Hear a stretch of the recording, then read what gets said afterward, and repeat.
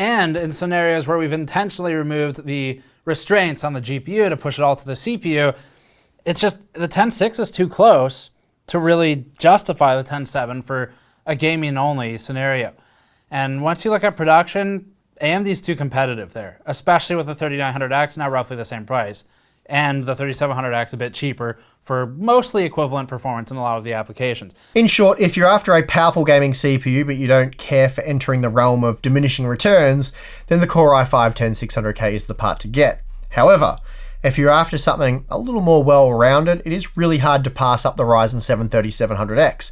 It's a much more power-efficient CPU, and with its 2 extra cores, typically offers around 30% better performance in productivity workloads. So, where this leads us is we think if you're someone who needs fairly high FPS, but not the highest FPS, the 10600K makes a lot of sense. It saves a lot of money, it performs roughly the same as the 10700K, and if you're willing to do this, and please be willing to do it because it's a K-SKU part and you're buying a Z490 motherboard, if you're willing to do it, please spend about an hour trying an overclock on it, a simple one. Set the cache ratio especially to something like maybe 48x, and then try to get the core to 5.0 all-core at least, maybe 5.1. You can see our previous video on the 10.6 tuning for more on that, because once you do those things, it becomes a 10900K on performance in most gaming scenarios. So the 10.6 is extremely compelling in that regard. The Core i5-10600K on the other hand has the potential to deliver 10700K and 10900K like performance at an even lower price point. So those of you seeking strong gaming performance but don't want to pay well over $300, the 10600K is certainly an appealing option.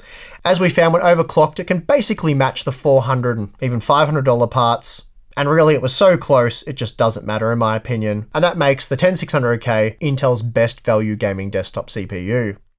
If you're someone who needs more balance, you care a lot about production applications, you care at least a little bit about things like video editing, Adobe Premiere performance, and you want to save some money, the 3600 is still the absolute best all-around performer at the price. Nothing comes close to it in terms of price to all-around performance. It is a well-rounded CPU.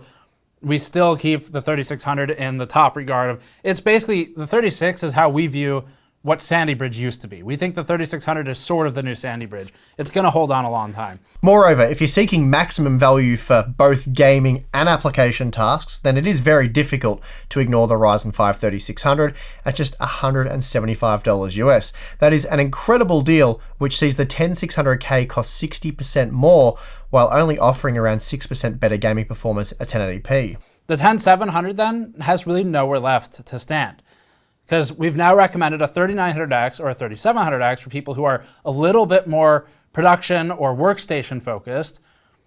And we've recommended the Intel parts for people who are less price conscious, but very gaming focused.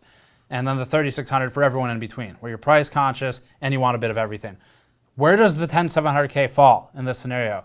Then we have the Core i7-10700K, which matches the price of the 3900X, and that makes it a better value choice for gamers when compared to the 10900K.